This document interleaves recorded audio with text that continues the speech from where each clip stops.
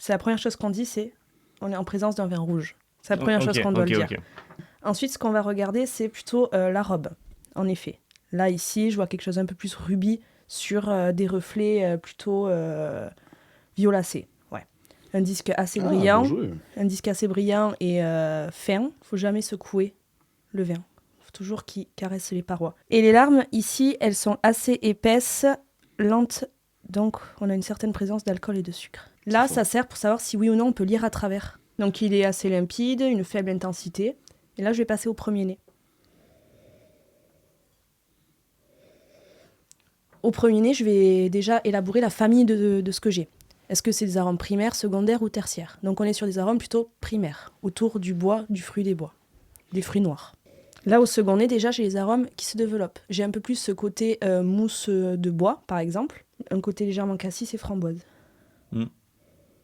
Un peu écorce d'arbre. Il a eu du bois, je pense. Déjà, à la vision, je pense que je suis sur un nez, sur un vin jeune. Je partirais sur un pinot noir, soit alsacien, soit bourguignon.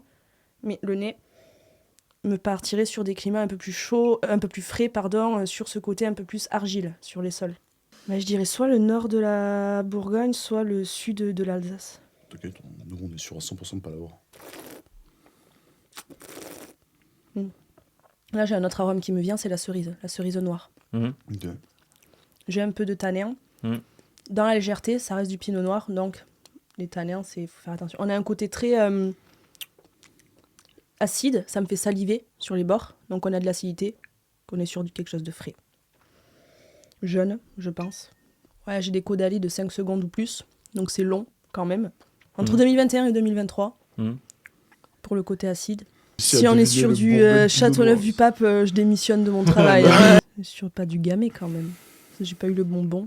Attention, reveal, face caméra. Sur un Beaujolais nouveau. C'est du Gamay. Et du coup, c'est du Gamay ? Ouais, Beaujolais, c'est du Gamay, forcément.